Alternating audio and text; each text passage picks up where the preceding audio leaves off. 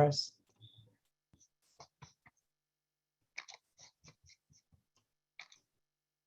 Hello, everyone, and welcome.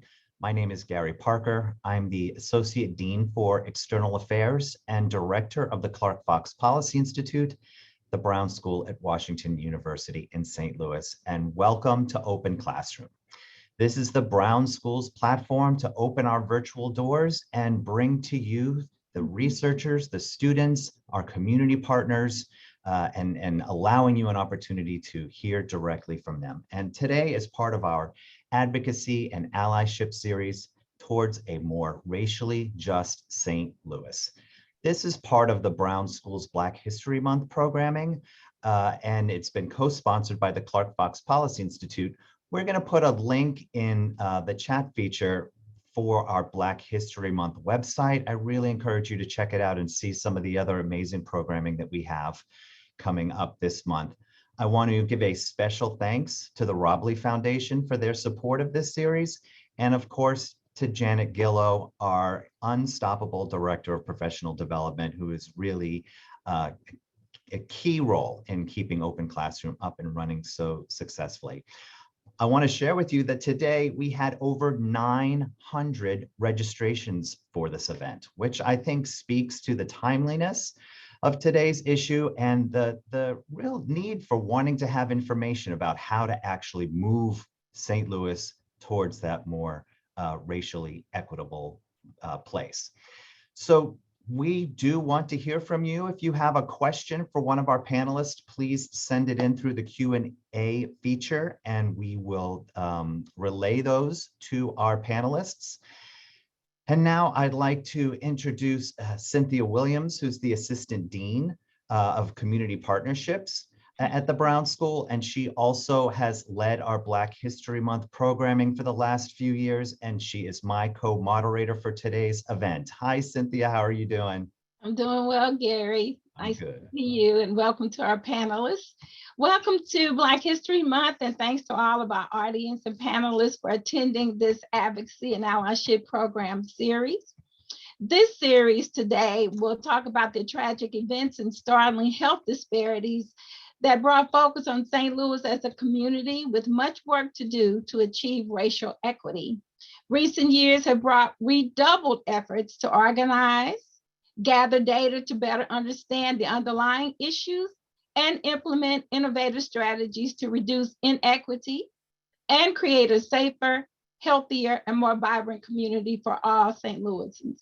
This afternoon, we are fortunate, I like to say blessed, to have leaders in this effort to consider the gains made, the challenges that remain, and ways in which everyone can contribute to the needed solutions. So at this moment, I'd like to ask our panelists, starting with Dr. Purnell, would you please introduce yourselves to our audience? Thank you, Gary and Cynthia. It's great to be with you. Great to be part of this great group of people. My name is Jason Purnell. I am an associate professor in the Brown School and also vice president for community health improvement for BJC Healthcare.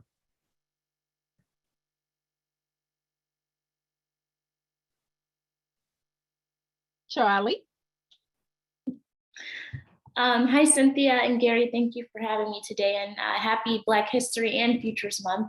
So I'm Charli Cooksey, the founder of WEPOWER, and WEPOWER exists to partner with Black and Latinx communities to build both political and economic power towards reimagined systems that work better for all of us. And it's a pleasure to be here today. And I think the best way I describe myself is a sort of serial social entrepreneur. Charli, can I just say how I loved how you call it Black History and Future Month? That's really fantastic. Thank you. David? Also, just really incredible to be with this group of people and all of you all watching as well. My name is David Dwight IV. I'm the Executive Director and Lead Strategy Catalyst at Forward Through Ferguson. Forward Through Ferguson was created out of the Ferguson Commission after the murder of Michael Brown Jr. And we are based in that community voice and engagement and dreaming of what an equitable St. Louis could look like. and we work to advance those policies and practices from the report to achieve a future where racial equity is a reality. So excited to be here. Terry, would you like to jump in? Terry Harris, I'm the Executive Director for Student Services in the Rockwood School District.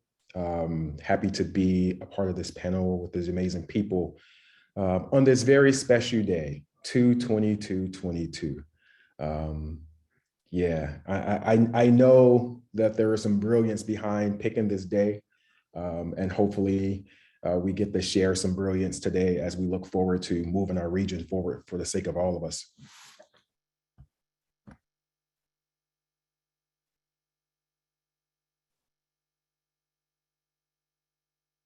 Thank you, panelists. I'll turn it back over to you, Gary. Thank you, Cynthia.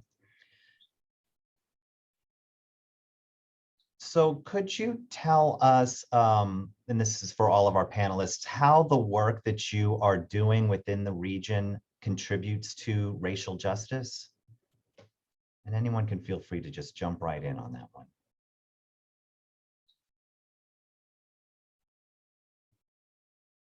Well, I'll jump.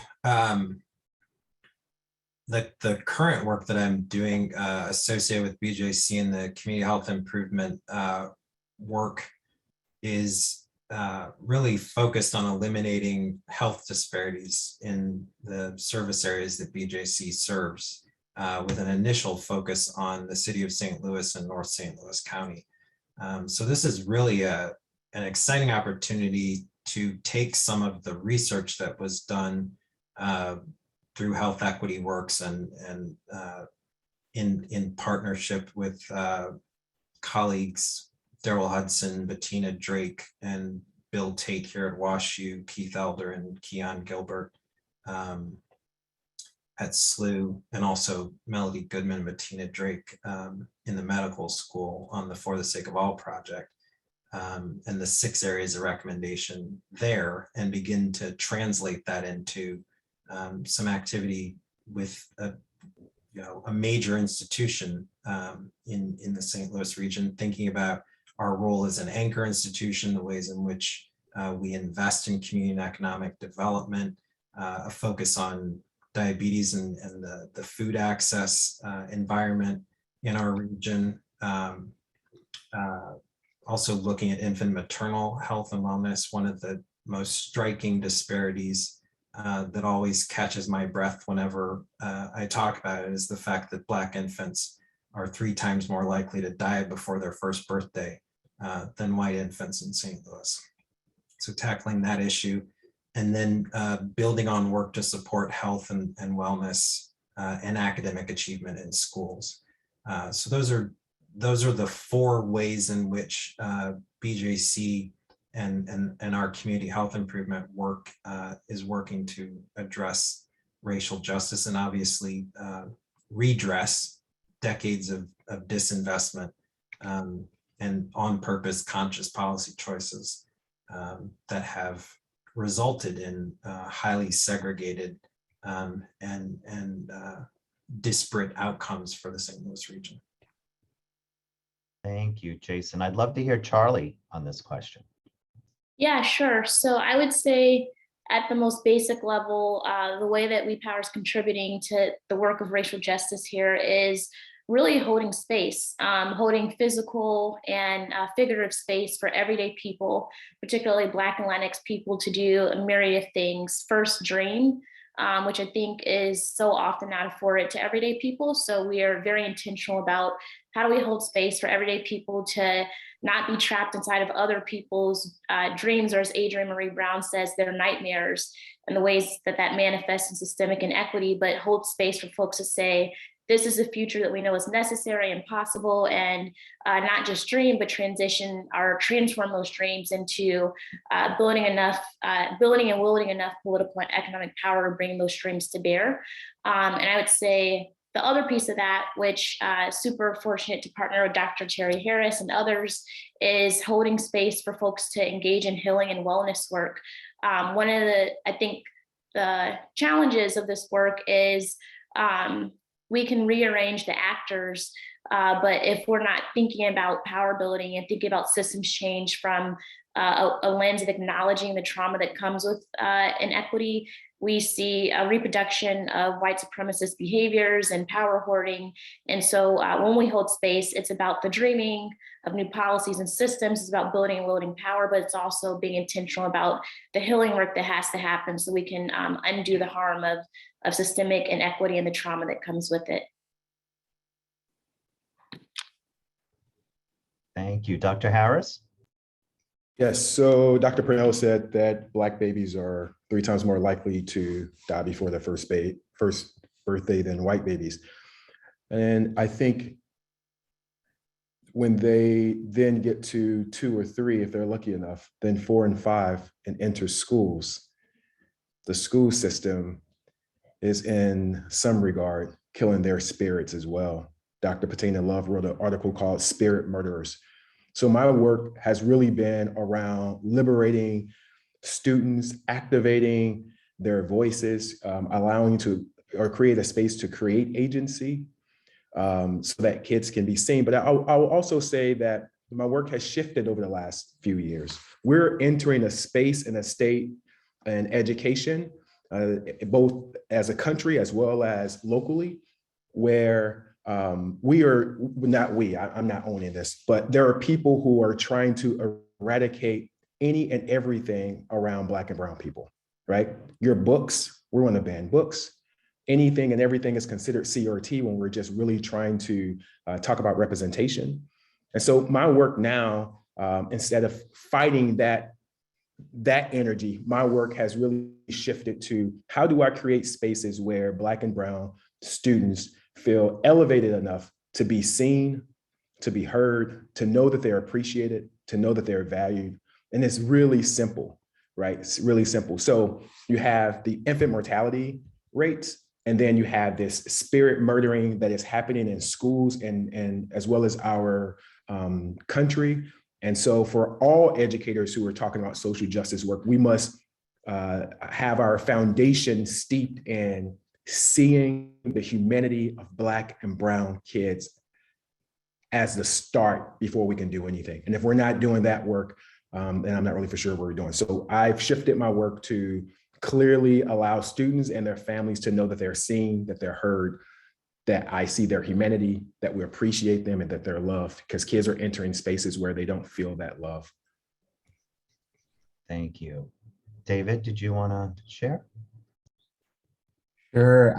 So like I mentioned before, so much of our work is based in the legacy of the Ferguson Commission. And I think the really radical idea that so many of those leaders had, that they noticed the trend of, every decade we have another at the surface really tragic event that's really only the tip of the iceberg for all of the ways that racial inequity harm and shorten people of color's lives in the St. Louis region. And they said, what does it look like to interrupt that cycle? How do we make sure with this duty to look at the root causes in 2015, that 10 years, 20 years later, there's not another commission that has to come together after a tragic incident to try and look forward again. And so we're based on a lot of that vision of, okay, 25 years from now, what would a radically different St. Louis look like where racial equity was a reality?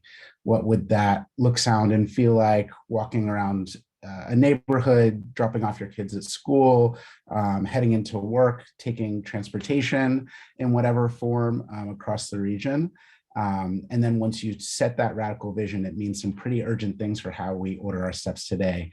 A lot of egos and factionalism and divisions can fall away when we have a clarity of where we're going together.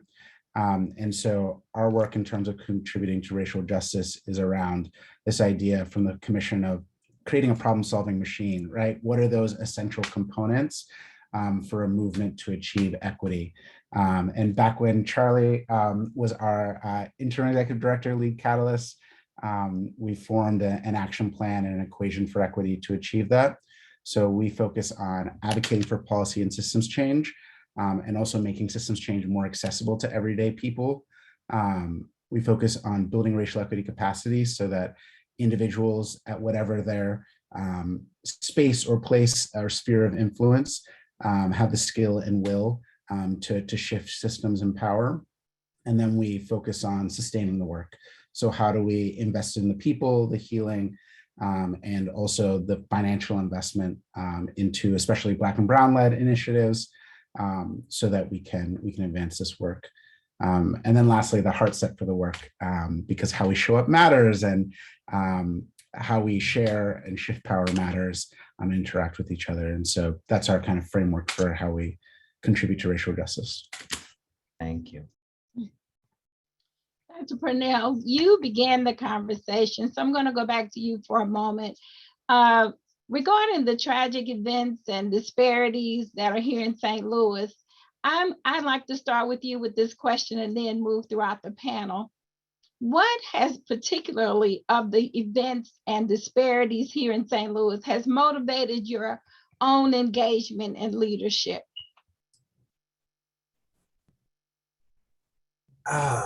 It's hard to pinpoint just one thing. I think the things that get me most infuriated are the ways in which systems and structures and conscious policies were set up as intentional roadblocks. So when we look at the history of segregation in St. Louis, a segregation that didn't have to exist. There could have been a different response to the first wave of Black families moving from the South to the North during the first wave of the Great Migration. But instead, St. Louis becomes one of the first cities in the country to pass a municipal ordinance zoning the city by race.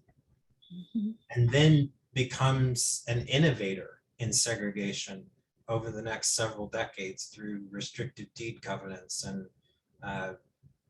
participating in the national move around redlining.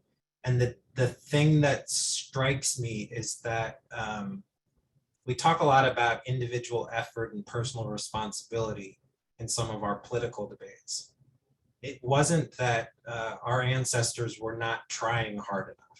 It was that roadblocks were thrown up in every case. If you were trying to form a business, if you were trying to buy a home to build wealth, if you were trying to send your children to the best possible school that you could, roadblocks continually thrown up in people's way. And that's why the imperative of justice is not simply to note those things, but to reverse engineer our way out of them. We need conscious policies that create opportunity.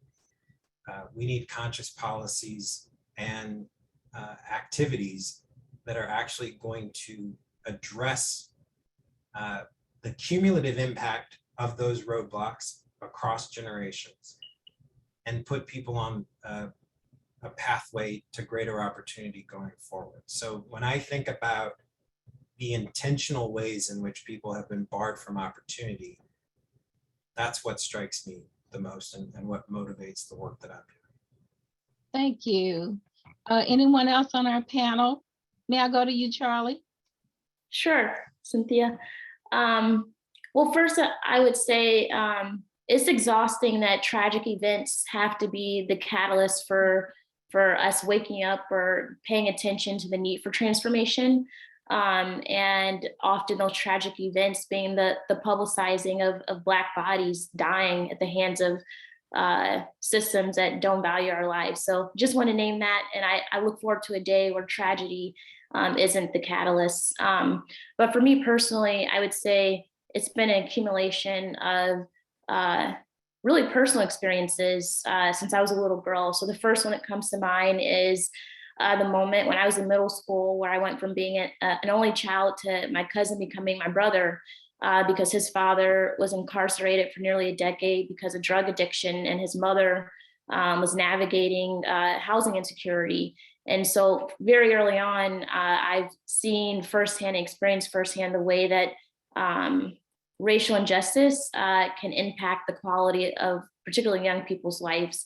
The next experience was watching my mom work a full-time job and a part-time job to be able to pay for me to go to a decent school. And I think the next experience was college. So the college I went to actually was voted, or the county in which my college sat, I went to HBCU called Prairie View, was voted one of the top 10 worst places in terms of voter suppression of Black folks. And I remember very vividly, I was running for school board in undergrad, and there was very targeted efforts to suppress the vote because they were freaked out by two Black college students potentially air quote taking over the school board. And so my mentor led a protest and was brutalized by the police as a result of fighting for me to be able to get a decent chance of winning the school board election. And this was unfortunately the same police department that was responsible or is responsible for the death of Sandra Bland. And so it's just been an accumulation of experiences. And of course, the Ferguson uprising is another moment that was catalytic for me, and I imagine all of us on this Zoom conversation. And I think for me, it just continues to be, each experience reinforces the urgent need for the work that all of us are doing, and the need for us to be coordinated and collaborative in the new world that we're pursuing. Thank you. May I ask, I'm going to build on that question, but feel free to go back to the question, but this is a new one for Dr. Harris and David, please. In your engagement as leaders, what do you think it will take to pursue or establish and sustain progress in racial equity in St. Louis? What do you think it will take to dismantle oppressive systems here in our city, in our region? So I'm pretty sure that that's definitely in David's wheelhouse. I can see he's excited to jump in on that one. But can I just quickly go back to the question that you posed before? Sure. Many people have heard me use this quote a lot, and it's the the greeting that the Maasai warriors have, which is, "And how are the children?" And the natural response is, "All the children are well." And so part of what gets me excited and up to do this work is the fact that we have to ask, and how are the children? And until we can say that all the children are well, we have work to do.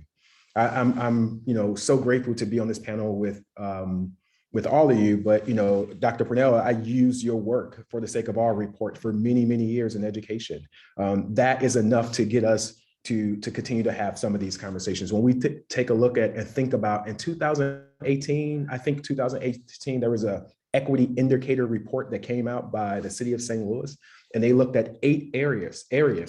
And the area with the lowest rating was child well-being. Now think about that. The Maasai warriors ask, "And how are the children?" And the response is, "All the children are well." We looked at 8 areas, and the area with the lowest rating was child well-being. At 1 out of 100, it was at 25. What does that mean? So child poverty, child food insecurity, emergency room visit, asthma, lead poisoning, juvenile reports, STDs. How are the children in St. Louis? And the answer is the children are not well. And we know that. But here's a piece that it really is going to take all of us to Charli's point. We have to ask ourselves, and how are the children? And how do we feel about the fact that all the children are not well? And if we're okay with certain kids not being well, then we're going to continue to do this work. But if we're not okay with the fact that all of our children are not well, then it's going, for me at least, I find myself up all day.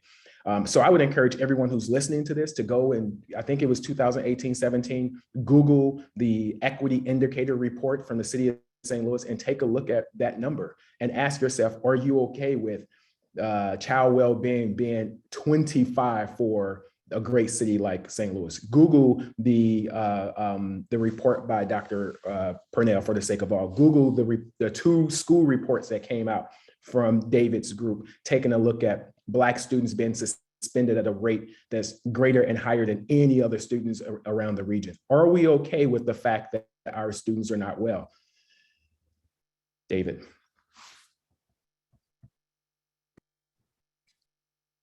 Yeah, so powerful, Terry. On your question, Cynthia, the second one, am I hearing it right? It's like what things need to shift in St. Louis? Yes, what will it take? Yeah, what will it take to establish or maintain or make a difference when it relates to racial equity here in St. Louis? Several things. It'll take an immense reinvestment in our kids, like to go to what all three of the other panelists has spoken to, like investments from before birth on through into adulthood. That could look like so many things, from investments around maternal health and the health of pregnant people. It could look like child development accounts. It can look like investments in universal early child care.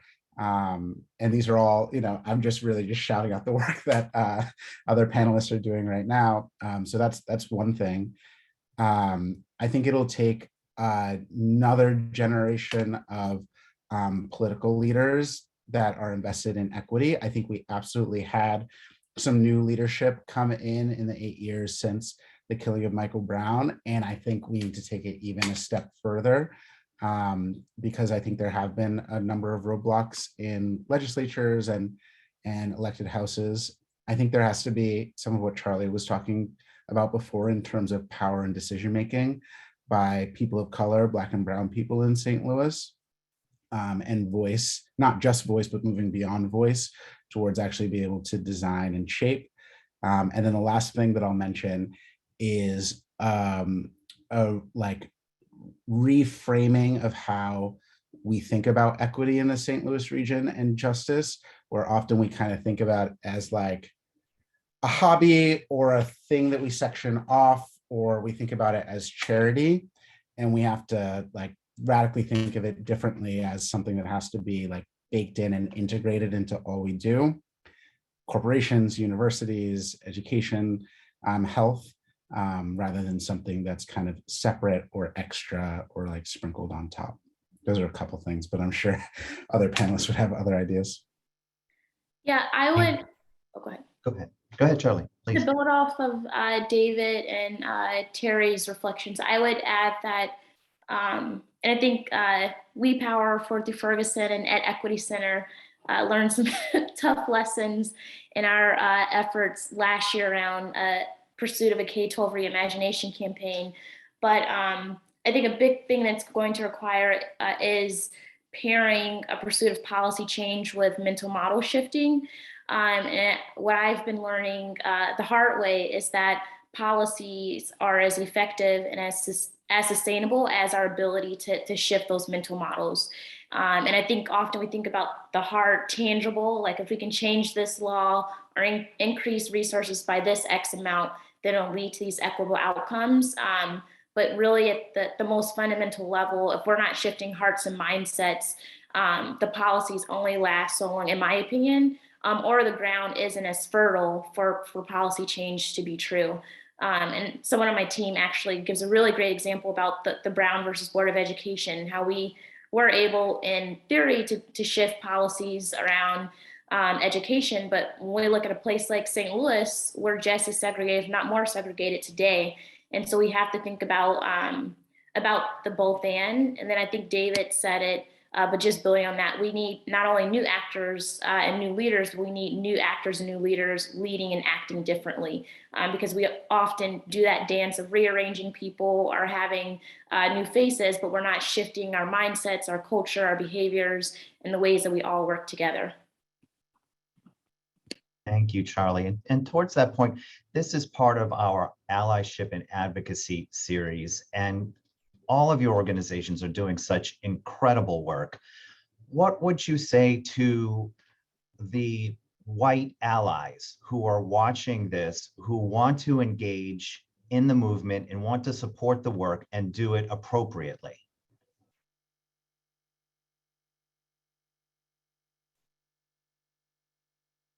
David, can I put you on the spot for that one? Sure. So to start off, look up racial identity development and learn about white identity development and start to chart yourself on that journey to unlearn kind of like white institutional values that both people of color and white people are kind of, inundated in. It's like the air we breathe. And get on that journey so that you're doing the self-work to really show up in accountability to people of color. Second, I'd say in St. Louis, there's often like, we want to start the new like next thing. And I guarantee in whatever space or place you're in, there's likely an existing like resistance movement or people that are pushing back. And so I think like find those places and figure out how you can support, donate and, support Black-led organizations across the region, particularly those that are thinking about it through like a systems kind of lens, no matter whether they're working in a programmatic or a policy space. Like if they're thinking about systems, supporting those efforts, those are a couple things that come to mind. And I would just jump in and say that, I always struggle with this question. I'm not really a fan of the word or the concept of being an ally. Like, I think really people of color need family members. Like, I really don't want you to be my ally. I really want you to consider yourself a family, because if we're family and we're in this together, I suppose that you're really going to have my back and you want to have nothing but the best interests for me. There's not this because sometimes when you're an ally, when things get too rough and tough, you back away. But if we're family, we're in this together, or at least that's how my family is, who grew up on 1273 Hamilton Avenue, right? Like, we were going to ride together. And so I think for me, it's like, how do we create that? How do you see the spirit of Ubuntu? I am because you are because I am. Like, we're in this together. I think that is truly, truly needed for this region. The other piece is, I think, white individuals have to really be honest around their feelings and the history that Dr. Purnell was talking about earlier. Like, there's real history that exists that intentionally created barriers to stop people from being able to do such and such, right? You have to be able to sit with that. They are passing bills across the country that says that you cannot teach anything that's going to make one group of people feel bad about the history that exists. These are real bills that have passed. 137 of them have been introduced across the country. 37 or so have passed. So we need to have this feeling and thought session with white people. Why does this make you feel bad when someone is telling their story, right? And then how can we move past that? What do you need to do to move past that? Because white feelings in many regards stop the progress of the movement that we know that we should be heading towards, right? And so the only way we have to have this honest conversation, maybe a truth and reconciliation council with, people of color can tell their stories, and then white people can also listen to that, but also talk about why they are, why certain things are hard for them. In education, I see individuals all the time who will stop a movement, stop cultural proficiency training, stop DEI work, stop issues around LGBTQIA work because they feel bad about that. That's power. If your feelings can stop a movement that is going to help individuals have a better life, that's power. And how do we address that at its core? That's really what I'm interested in. And then all the things that David mentioned. I want to build on this notion of, an ally stands on the outside and helps from a certain remove. And I think I remember having a conversation with a group of Brown School students, actually at my colleague Tanya Edmonds' house in the thick of Ferguson. And in fact, right before they were going to go home for Thanksgiving break. And they were worried about how they were going to talk to many of them white students, worried about how they were going to explain to their families back home what they were experiencing in that fall of 2014.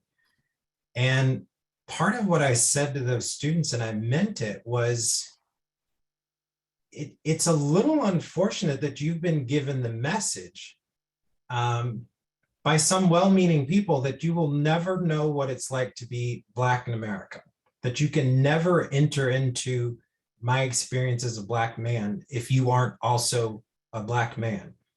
And if that's the case, then why should I care about your experience? Like, I think we have to get away from this notion that you aren't involved in this, that we aren't doing this absurdist fever dream called race together, and that only one side is experiencing it and the other side is just sort of observing it. White people are implicated in race. Race was invented so that people who call themselves white could be at the top of a pecking order and distribute resources and advantages accordingly. There's no biological basis for separating us along these arbitrary lines that we call race. So we've got to do something even deeper than ask, how do you feel about it? It's like, do you understand that this isn't reality? Do you understand that, to Dr. Harris's point, we're all human beings walking around in this world, and these distinctions that we've created, though they have real societal meaning, I have no qualms or quibbles about the very real life implications of race. But the fact is, this is one of the most tragic stories ever told. It's one of modernity's worst fictions. That we've told this story that a certain group of people are somehow less than human. And you're implicated in that. The dehumanization of people doesn't happen divorced from the souls and psyches and spirits of the people doing the dehumanization. We're in this together, whether we like it or not. We need better language for that. Yeah, and I think to build on it, what everyone else said, yes to that, and I'm going to practice radical candor here. When reflecting upon, like, I think the points in WEPOWER's work where I think we're like on the precipice of something like really bold. It's been an experience where white progressives have been the biggest barrier. And so I think my reflection or question is, well, not question, my reflection is that allyship to me doesn't count when it's comfortable. You know it's allyship when you're uncomfortable doing it. And I think that we need a lot more folks willing to do things when they're uncomfortable doing it. And we've been pursuing some pretty ambitious things, particularly including Ford through Ferguson and WEPOWER and others in the education space. And super grateful when there's a critical mass of folks raising their hands when it's easy and when it feels cool. And then honestly disappointed when folks disappear the moment things get hard. And it was really hard last year when we were navigating work in the K-12 space, and we had folks texting us or calling us or DMing us or running to us in coffee shops and saying, keep going, you can do it, I believe in you. But never being public about that when things were really hard and high tension and high conflict. And so I think we can apply that lesson to any policy campaign, to any specific project or effort, but it's having the courage to do things when you feel most uncomfortable and to lean in when it's the hardest.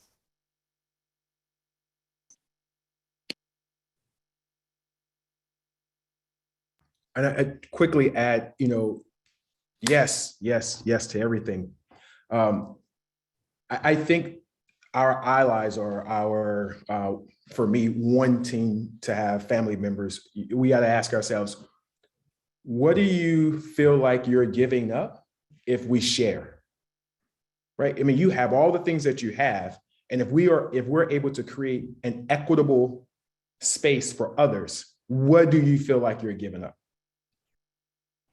And I think part of that is this notion of whiteness, like those who choose to believe themselves to be white, and the benefits that come along with it. And if you're not willing or happily going to give up certain or share certain things for this whiteness, then we can call ourselves allies or family members for that matter.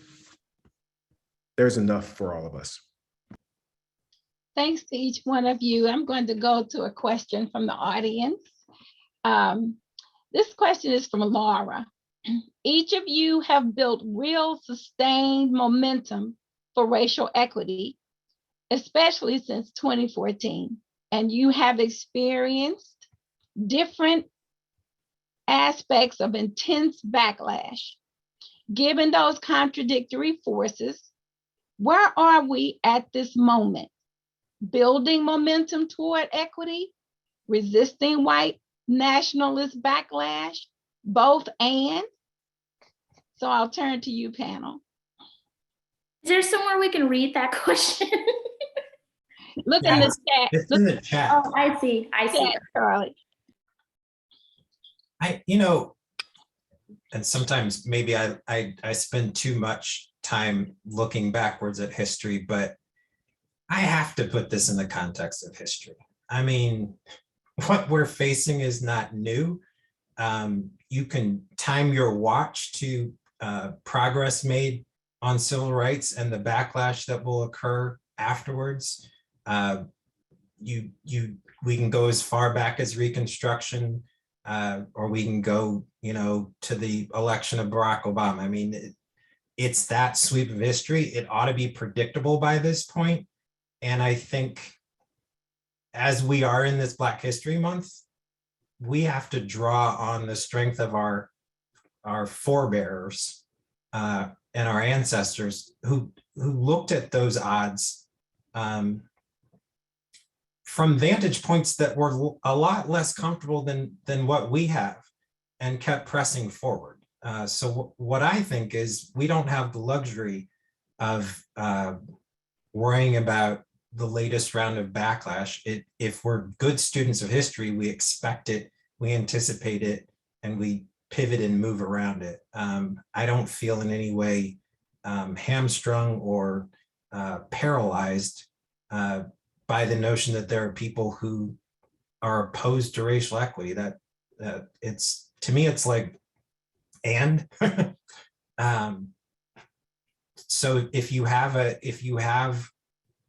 and this is why it's important for us to be cognizant of our history, because we have strengths to draw on, we have lessons to draw from, and we have the example of people who've never given up, and they didn't give up on us and our generation, and we can't give up on the children that Terry's talking about, and that I know Charli and David are working hard to help as well. I mean, it's not an option.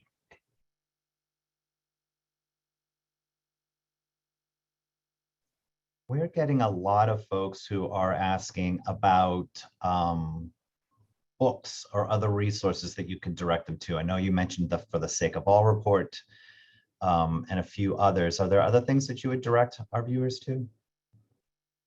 I think David can probably jump in with the two reports, but yes, I mean, there are tons of books out there.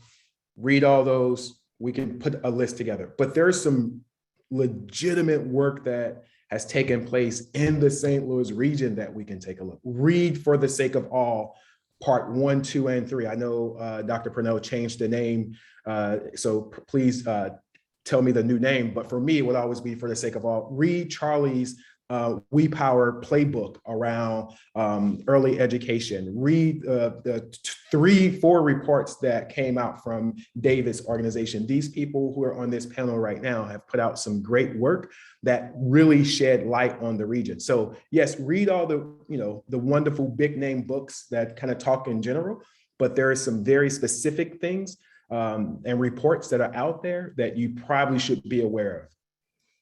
Our Health Equity Works is Dr. Purnell's.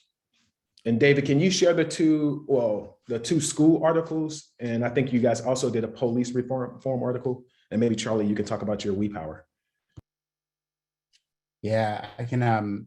So part of what I mentioned before about the advocating for policy and systems change, a big part of that is not just like advocacy campaigns for things to be achieved, but to make systems change more accessible, right? Like a lot of institutions are by definition opaque and don't share information. And so even when individual residents like are really activated and wanting to change things and have lived experience that should be vital to change it, it can be hard to see past that veil.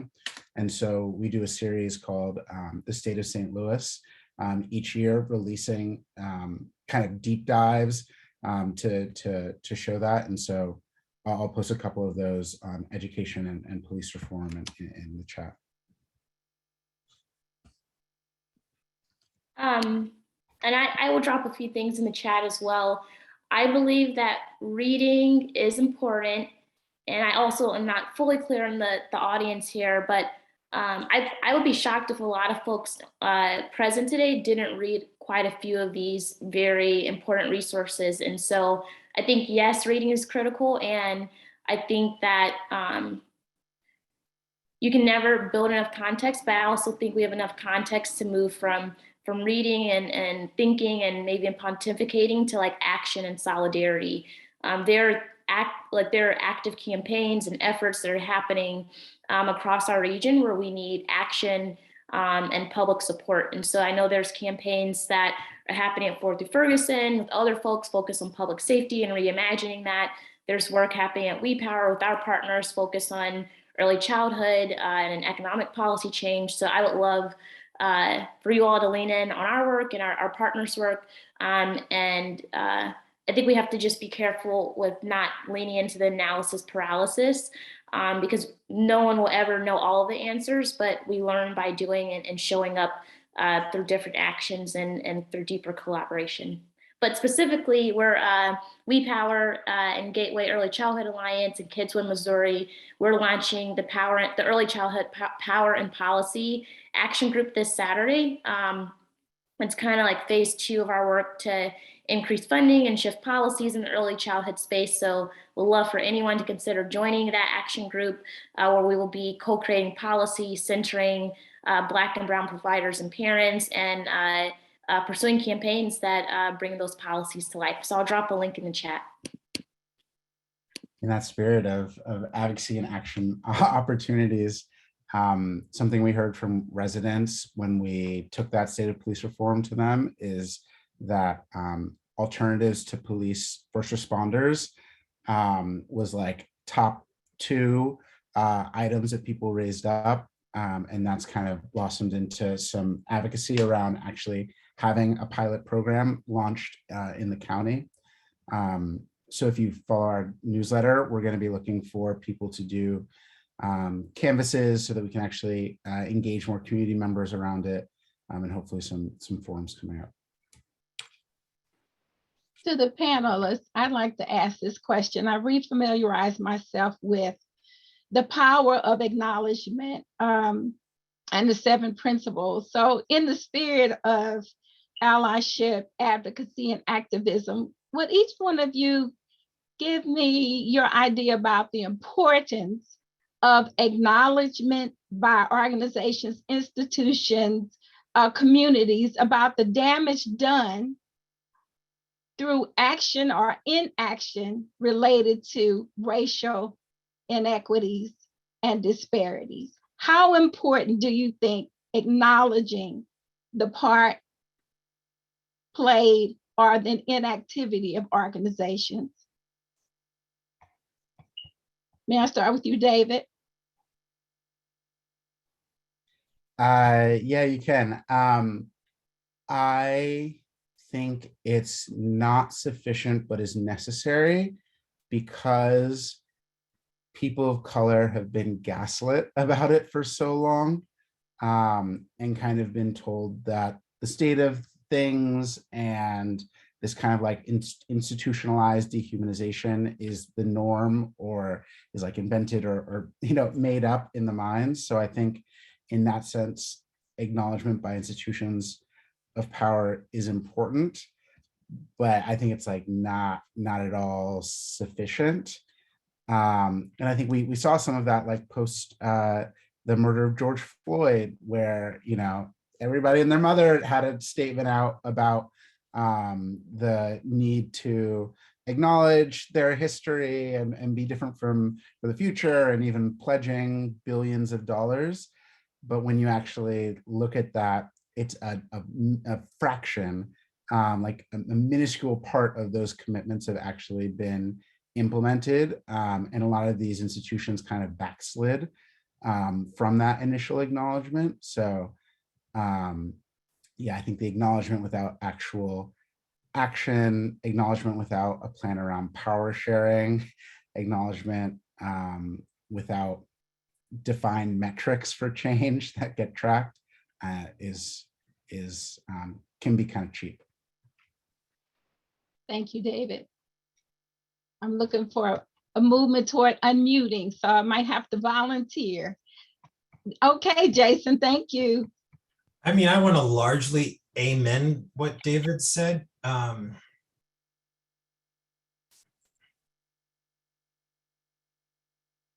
of my new favorite quotes is from A. Philip Randolph, who little Black History Month lesson here, head of the Brotherhood of Sleeping Car Porters, and the original had the original idea for the March on Washington back in the 1930s and 40s. And he says, at the banquet table of nature, there are no reserved seats. You get what you can take and you keep what you can hold. And if you can't take anything, you won't get anything. And if you can't hold anything, you won't keep anything. And you can't take anything without organization. So it's not so much a question of asking people to acknowledge things as it is demanding that people address things. And you only can do that by having an effective, coordinated response.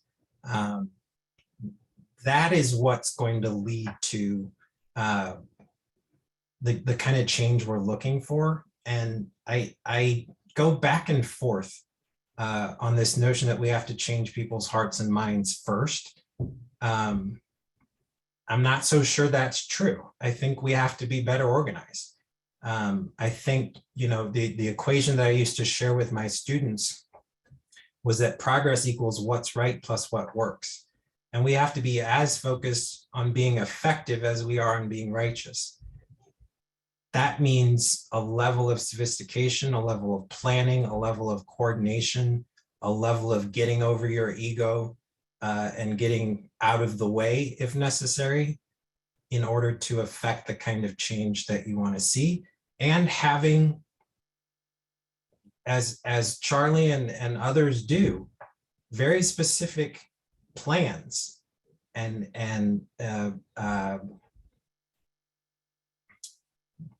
like, what do you want? What do you want, and what are you willing to do to make that happen? To me, is more important than a statement. I appreciate Dr. Purnell's reflections. I think my bias towards shifting hearts and mindsets has evolved, but I hear where you're coming from. And I think to build on what you were saying, for me, I think acknowledgement of harm done is important, but it's not necessary. It's important and it's critical, but I don't think it's a non-negotiable or the only piece, perhaps. So to me, I think acknowledgement is maybe one piece of a conversation that really needs to be about reparations. I think we We need to start talking about reparations at the most micro and macro level. And I think there's ways that institutions can adopt a framing or a set of resources that are centered on, I'm thinking about I think the Broken Heart of America talks quite a bit about the roles the institutions in St. Louis have played. Like, there are ways that these institutions can not only just simply acknowledge harm done, but there is a way that they can reshift or redirect resources to repair that harm. And so that, I think, ties to what Dr. Purnell is saying as well. Like, reparations, it's not going to happen organically. It will happen because of organized people with a shared vision, putting continuous pressure on institutions to do so. And so I think this idea, and I am so bad remembering quotes. So the quote that I love, that is not as eloquent, but sort of tied to Dr. Purnell's quote from Randolph, is one by Stokely Carmichael: "No man can give another man his freedom." And so I think we have to think about what are the strategies that center self-determination, so that we're not waiting on folks to acknowledge, but we're building the world that we want to see and we know that we deserve. And I would just quickly add, Cynthia, I'm with you, and I think that the acknowledgement piece is really important. And just said really quickly, I think it's important because it allows for people to somewhat get back to whole. So when David is talking about the gas lighting, right? Like when we say things and we've done things, not we, but society have said things and done things that have ripped the spirit and souls out of people and made them think that there was something wrong with them. So when you suspend, this Black and brown case, Missouri, UCLA did a report 2017 that said Missouri was #1 in suspension of Black kids in elementary school in the country. So when you're suspending these kids, when you're forcing kids to be placed in special education courses, not accepting students in gifted programs, these families are walking away thinking that something is wrong with them, right?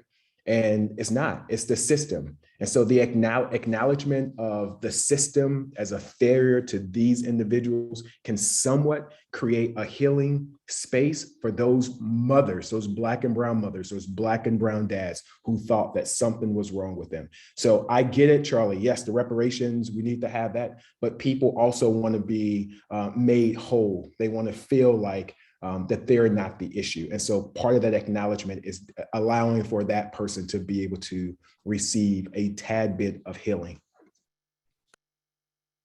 Well, I am truly grateful for the time that you've given us, for the guidance, for the resources that have been put into the chat, for all of our viewers, for the hundreds of you that have joined us today. I want to give each of you like a 30-second closing remark, maybe, or one thing that our audience should do today that would help move the needle in the right direction. And let's start with Charli. Let's see. I would say that WEPOWER and me personally, we're learning publicly, and through Ferguson, I think it's a principle or value, this culture of trying. The only way we can get to a different world is through trying, and we may not perfect it. It may not always get to that outcome immediately, but we can't get closer to a different outcome or set of outcomes if we aren't willing to try. And I think within trying, it's courage, it's community and solidarity, and it's having really bold visions that are disrupting the idea of incrementalism. So just grateful to be here, and thank you for everyone who's here who has been with WEPOWER along the way as we've been learning very publicly and leaning into a culture of trying. Thank you, Charli. David? Thanks so much. It's so great to be here with you all people I admire a lot. Something that I think I'd leave with is about really doing the work to like take down the mental guardrails or that like lead us to more incremental kind of approaches or ideas of what's possible, because it's going to take bigger, bolder change that's outside of the limits that St. Louis imposes right now on what's possible or what you're allowed to do, or what can happen where resources are invested. And so I think it's a huge part of like taking down those guardrails to vision how we could be arranged as a society that's so necessary. And then I'd say like know your power and be willing to leverage it. And I think a lot of times individuals were like taught to think that we don't have power. But no matter if it's like a neighborhood group to like if you own a home, like to your school, to work, like everybody has a voice and power that will need to be leveraged to achieve equity.